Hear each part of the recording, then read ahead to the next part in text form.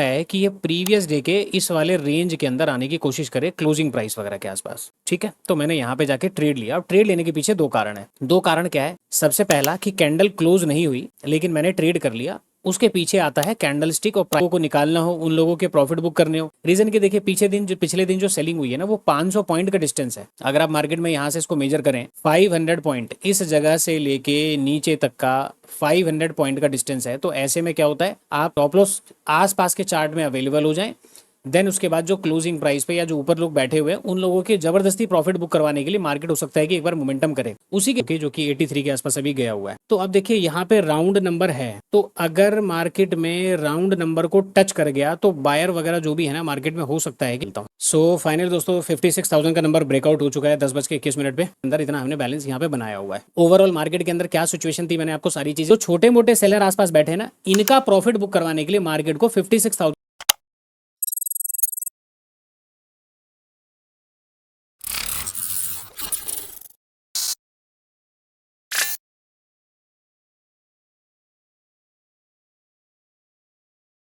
Good morning everyone. 9:32 है, market opening हो गई। अभी थोड़ा सा मैंने मार्केट को वॉच किया है। वॉच करने के बाद अभी मार्केट थोड़ा सा समझ में आना शुरू हुआ है। मैंने इस कैंडल में, जो कैंडल अभी चल रही है 9:32, इसमें मैंने 55,800 की कॉल के अंदर एंट्री लिया हुआ है। ठीक है, अब कॉल साइड मैंने जो एंट्री लिया हुआ है वो कारण क्या है, कितने टारगेट होने वाले हैं। देखिए प्रीमियम में, क्योंकि कल मार्केट में ऑलरेडी काफी अच्छे मोमेंटम हो चुके हैं, तो अभी मैं अनुमान मान के चलता हूँ कि प्राइस अगर यहाँ से चलना शुरू करता है तो एटलीस्ट हो सकता है कि ये प्रीवियस डे के इस वाले रेंज के अंदर आने की कोशिश करे क्लोजिंग प्राइस वगैरह के आसपास। ठीक है, तो मैंने यहाँ पे जाके ट्रेड लिया। अब ट्रेड लेने के पीछे दो कारण है। दो कारण क्या है? सबसे पहला कि कैंडल क्लोज नहीं हुई लेकिन मैंने ट्रेड कर लिया। उसके पीछे आता है कैंडल स्टिक और प्राइस एक्शन का स्ट्रक्चर। तो मैंने यहाँ पे जो कैंडल स्टिक का मैंने जो पैटर्न देखा, ठीक है, एक तो वो, दूसरा प्राइस एक्शन के बेसिस पे मैंने ये दो चीजों को आइडेंटिफाई किया। और आइडेंटिफाई करने के बाद मुझे उम्मीद लग रही थी कि इस जोन पे जो मैंने मार्क किया है 55,790 का, इस जोन से मार्केट के अंदर एक शार्प मोमेंटम हो सकता है कि मिल जाए। ठीक है, उसके बेसिस पर मैंने यहाँ पे काम किया हुआ है। अब टारगेट की बात करें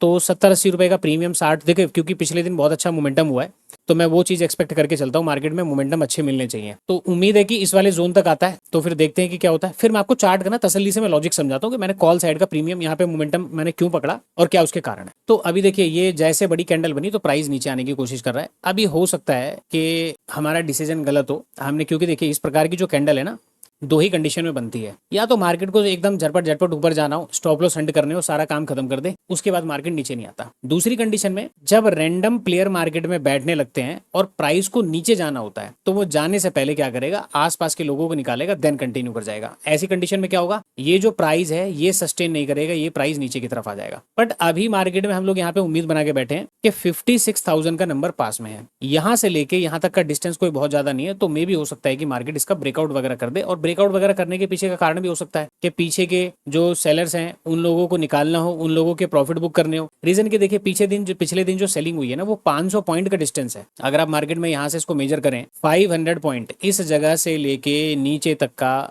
500 पॉइंट का डिस्टेंस है। तो ऐसे में क्या होता है, आप ऊपर के सेलर को टारगेट नहीं कर सकते क्योंकि किसी ने सेल किया है, वो एक अच्छा प्लेयर मार्केट के अंदर हो सकता है। तो ऐसी कंडीशन में क्या हो रहा है, अगर हमें बाइंग करना है तो पहले सेलर के स्टॉप लॉस आसपास के चार्ट में अवेलेबल हो जाएं, देन उसके बाद जो क्लोजिंग प्राइस पे या जो ऊपर लोग बैठे हुए हैं उन लोगों के जबरदस्ती प्रॉफिट बुक करवाने के लिए मार्केट हो सकता है कि एक बार मोमेंटम करे। उसी के आधार पर हम लोगों ने यहाँ पे काम किया है कॉल साइड में। अभी मैं ओवरऑल आपको चार्ट समझाऊंगा, कोई दिक्कत नहीं है। तो क्या करते हैं, वेट करते हैं। अभी तो लगभग 30 पॉइंट के आसपास मतलब ठीक है, अभी तो अच्छा खासा मोमेंटम हुआ है। हमने 595 क्वांटिटी के अंदर यहाँ पे काम किया हुआ है। ठीक है, अभी 30,000 के आसपास का मेरा प्रॉफिट अभी चल रहा है। तो देख लेते हैं 30, 31, 28 के आसपास अभी मेरा चल रहा है। तो ओवरऑल देखते हैं इसके अंदर कितना होगा। तो मैंने आपको क्या बताया, अगर ठीक ठाक मोमेंटम होता है, क्योंकि 595 क्वांटिटी है, तो उस हिसाब से हम लोग यहाँ पे चीजों को देखने की कोशिश करेंगे कि कितने मोमेंटम कैप्चर कर पाते हैं। तो चलिए, अभी प्राइस चलता है, उसके बाद थोड़ा सा मोमेंटम वगैरह होता है, कम से कम अपने डे हाई तक तो पहुंचे, और डे हाई तक अगर पहुंचता है तो फिर 56,000 का नंबर हो सकता है कि ब्रेकआउट वगैरह करता है, हम जाके प्रॉफिट वगैरह बुक कर सकते हैं। तो स्टे ट्यून, मैं आपको पूरे चार्ट का लॉजिक समझाऊंगा। पिछले दिन के चार्ट में बहुत सारी हिडन बातें हैं, वो पूरा का पूरा दे देगा। वीडियो स्किप मत कीजिए, पूरा वीडियो देख के जाइएगा।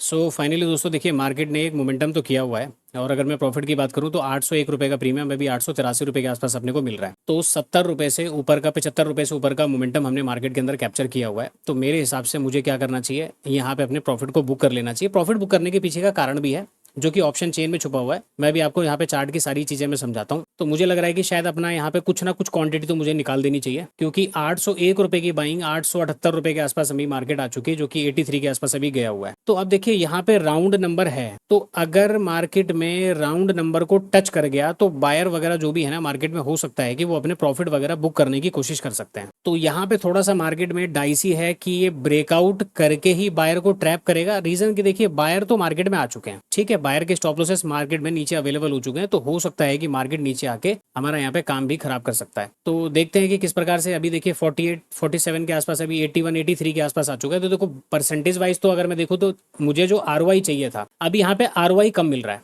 रीजन प्रीमियम हाई है, लेकिन एक 801 रुपए की बाइंग 880 रुपए के आसपास गई है। तो सिंपल सी बात है कि देखिए अपने को 80 रुपए का मोमेंटम तो मार्केट में दे दिया प्रीमियम का। अब 80 रुपए का मोमेंटम अगर कैप्चर हो चुका है तो मेरे हिसाब से मुझे मार्केट से एग्जिट ले लेना चाहिए। तो चलिए मैं थोड़ा सा वेट करता हूँ और जहां पे मैं एग्जिट वगैरह करके फिर मैं आपसे मिलता हूँ। सो फाइनल दोस्तों 56,000 का नंबर ब्रेकआउट हो चुका है 10:21 पे। और यहाँ पे अगर मैं आपसे बात करूँ तो मैंने यहाँ पे जो 801 रुपए का प्रीमियम बाय किया था वो 924 रुपए के आसपास आ चुका है। तो परसेंटेज वाइज भी अब ठीक मिल चुका है, और जो नंबर है क्वांटिटी के हिसाब से अपने को यहाँ पे प्रॉफिट ठीक ठाक हो रहे हैं। तो अब एक आधा कोई रेड कैंडल वगैरह दिखती है तो मैं अपनी सारी क्वांटिटी को निकाल दूंगा। मैंने आपको फाइनल यहाँ पे मैंने दिखा दिया कि 73,000 के आसपास अभी हमारा प्रॉफिट चल रहा है। 595 क्वांटिटी के अंदर इतना हमने बैलेंस यहाँ पे बनाया हुआ है। ओवरऑल मार्केट के अंदर क्या सिचुएशन थी मैंने आपको सारी चीजें समझाई। तो चलिए एक आधा रेड कैंडल बनती है प्रॉफिट वगैरह बुक करने के बाद, फिर मैं आपको एक बार सारी चीजें इस तरीके से मैं एक्सप्लेन करता हूँ। दोस्तों रेड कैंडल यहाँ पे बनने को तैयार हो चुकी थी, ये रेड कैंडल नीचे बनने लगी है। मैंने अपने ट्रेड को यहाँ पे एग्जिट कर दिया 77,720 रुपए के प्रॉफिट के अंदर। अब देखिए यहाँ पे मैं आपको कुछ चीजें समझा रहा हूँ। मैंने यहाँ पे ट्रेड क्यों एग्जिट किया। एक तो हम मार्केट के अगेंस्ट में काम कर रहे हैं, दूसरी बात निफ्टी के चार्ट में बायर वगैरह जो है वो लेट एंटर करें बैंक निफ्टी के मोमेंटम को देखने के बाद। तो ऐसे में ये एक ट्रैप भी हो सकता है और मार्केट वापस नीचे की तरफ भी आ सकता है। यही चीजों को देखते हुए हमने मार्केट में क्या किया, यहाँ पे अपनी ट्रेड से एग्जिट कर लिया। तो ओवरऑल मैंने आपको चार्ट की सिचुएशन क्या समझाई थी। चार्ट में पिछले दिन मैंने आपको क्या बताया कि हमने देखिए मार्केट में क्या काम किया है। यहाँ पे हम लोगों ने बॉटम साइड में सेल काम क्यों नहीं किया, क्योंकि एक्चुअली में इस चार्ट में यहाँ पे कहीं पे बायर थे ही नहीं। क्यों नहीं थे बायर। कल मार्केट में जो सिचुएशन बनी थी, हर कोई मार्केट में सेल कर रहा था on basis of social media news, या फिर जो ट्रम्प के न्यूज थे उसके बेसिस पर हर कोई सेल कर करके परेशान था। ऐसे में जो सेलर थे उनको कॉन्फिडेंस हो ही नहीं रहा था कि मार्केट यहाँ पे ऊपर जाएगा। लास्ट में फिर से मार्केट ने यहाँ पे सेलिंग किया। तो पहली बात, अगर इस चार्ट में कहीं पे कोई बायर आया भी होगा तो ऐसे मोमेंटम को देखकर मार्केट से निकल गया होगा। डर के मारे मार्केट के अंदर बड़ी बाइंग हुई नहीं है, इसीलिए हमने डिसाइड किया कि मार्केट में सेलिंग करने से बेटर है पहले सेलर को एक्टिव होने दो, उसके बाद हम लोग मार्केट में कॉल साइड काम करेंगे। रीजन राउंड नंबर पास में है, जो आसपास सेलर वगैरह बैठे होंगे, मैं इन सेलर की बात नहीं कर रहा हूँ, जो छोटे मोटे सेलर आसपास बैठे ना, इनका प्रॉफिट बुक करवाने के लिए मार्केट को 56,000 के ऊपर जाना था। मार्केट आ गया। अब क्या हुआ, आसपास के रिटेलर को मार्केट ने निकाला, ऊपर चला गया। अब ऐसी जगह पे हम लोगों ने अपने प्रॉफिट को बुक कर लिया। मे भी हो सकता है मार्केट वापस नीचे गिर जाए। यही कॉन्सेप्ट है, हमने काम किया था स्टॉप लॉस हंटिंग के बेसिस पे। तो ये पूरा कॉन्सेप्ट आपको समझ में आया कि मैंने यहाँ पे पुट साइड कॉल साइड का मैंने ट्रेड क्यों बनाया था, पुट साइड में ट्रेड क्यों नहीं बनाया। अब जाके मार्केट में केवल बायर काम कर रहे हैं, तो इसीलिए हमने अपने प्रॉफिट को यहाँ पे बुक कर लिया। तो फिलहाल आज के वीडियो के अंदर इतना ही। प्लीज चैनल पे नए हैं तो चैनल को सब्सक्राइब कीजिए, वीडियो को लाइक कीजिए और अपने कमेंट बॉक्स में कमेंट जो है खुल कर रखिए। ठीक है, मिलते हैं किसी नेक्स्ट लर्निंग वीडियो के अंदर।